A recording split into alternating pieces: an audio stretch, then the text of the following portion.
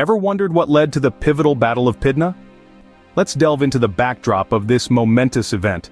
The mid-2nd century BC was a time of escalating tensions between the mighty Roman Republic and the Hellenistic Kingdom of Macedon.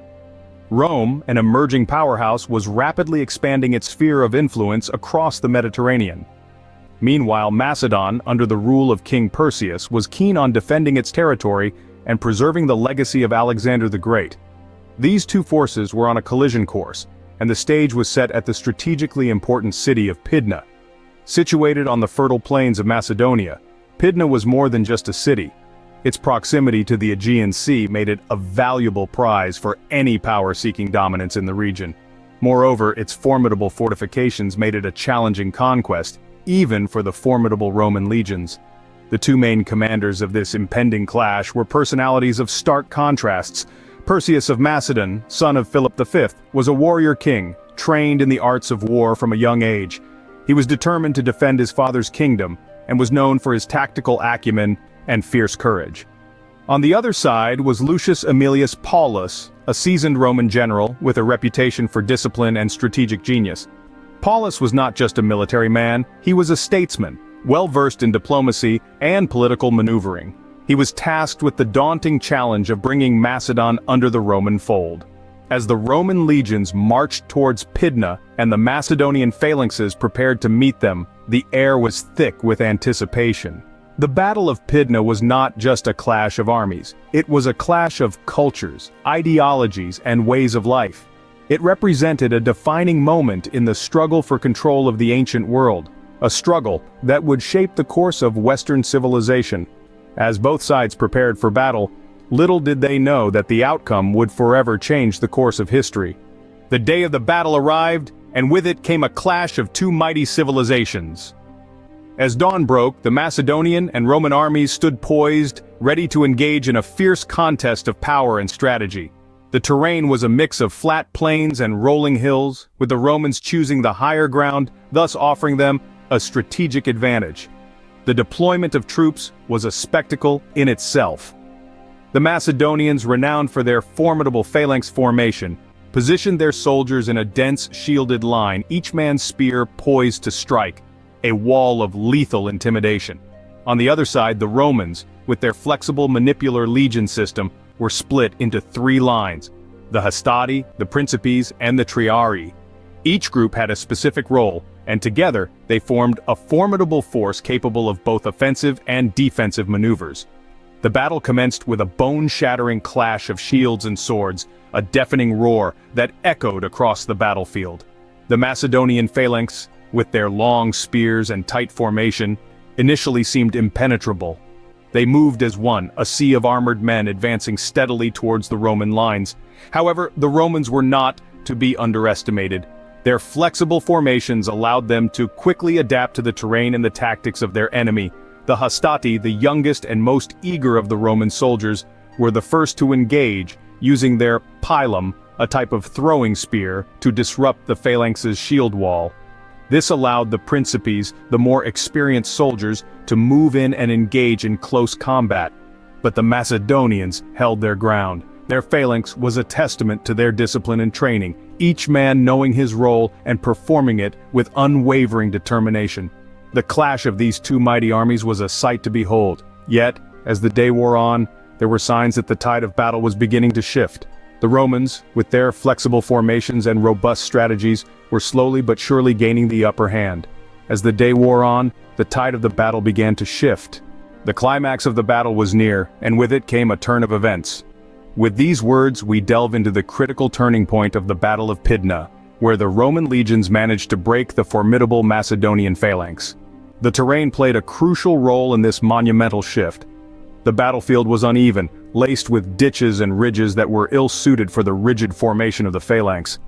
This was a stark contrast to the flat plains of Macedonia, where the phalanx had previously proved so devastatingly effective. The Roman legions, on the other hand, thrived in these conditions. Their flexible manipular formation allowed them to adapt to the terrain, moving fluidly over hills and through ravines. They could exploit the gaps in the phalanx caused by the uneven ground and attack the vulnerable Macedonians within. But it wasn't merely the terrain and Roman adaptability that led to this pivotal moment. It was also the tireless determination of the Roman soldiers.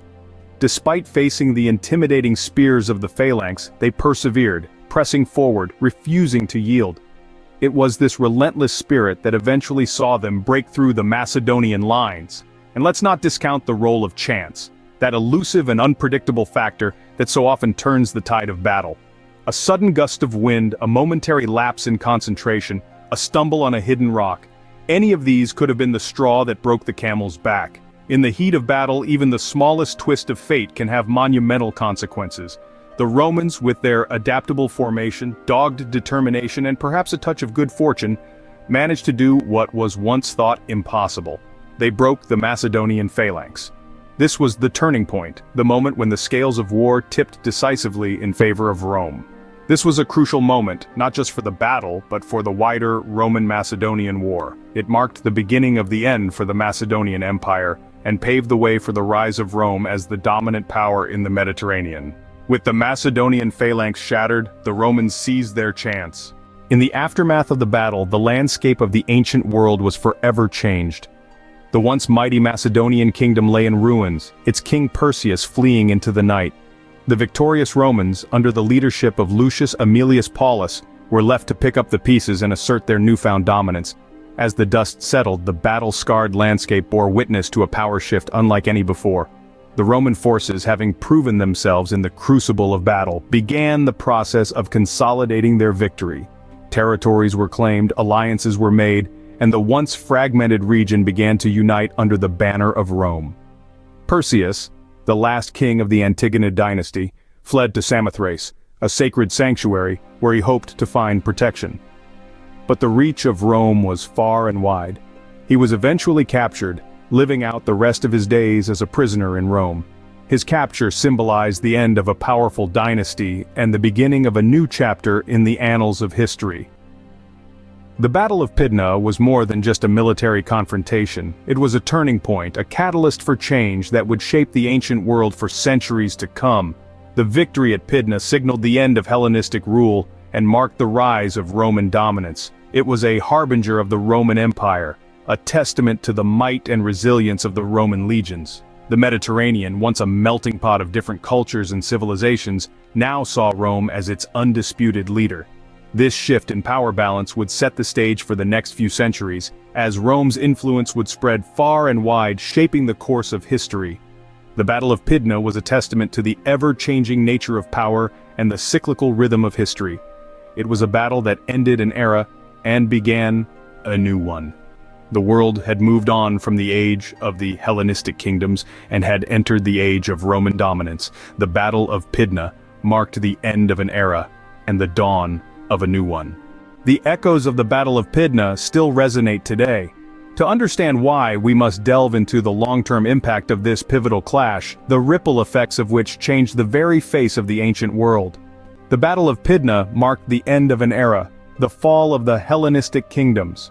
Once a collection of powerful states that had flourished in the wake of Alexander the Great's conquests, these kingdoms crumbled under the might of Rome. The Macedonian Kingdom, in particular, was partitioned into 4 republics, a stark symbol of Rome's dominance. But the Battle of Pydna was not just the end, it was also a beginning. The victory heralded the rise of Rome as a superpower. It was the stepping stone that propelled Rome towards the establishment of an empire that would span 3 continents and last for centuries.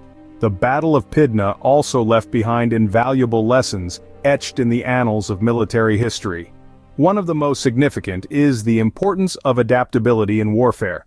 The Romans, despite facing an enemy with superior weaponry and battle tactics, emerged victorious because they adapted. They turned the phalanx's strength, its tight formation, into its weakness, exploiting gaps and breaking the enemy lines. This battle also underscores the consequences of underestimating your enemy.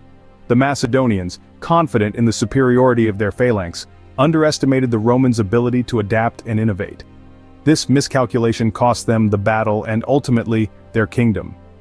The echoes of the Battle of Pydna are not just confined to history books or ancient ruins. They are present in our understanding of warfare, in the rise and fall of empires, and in the ever-changing map of the world.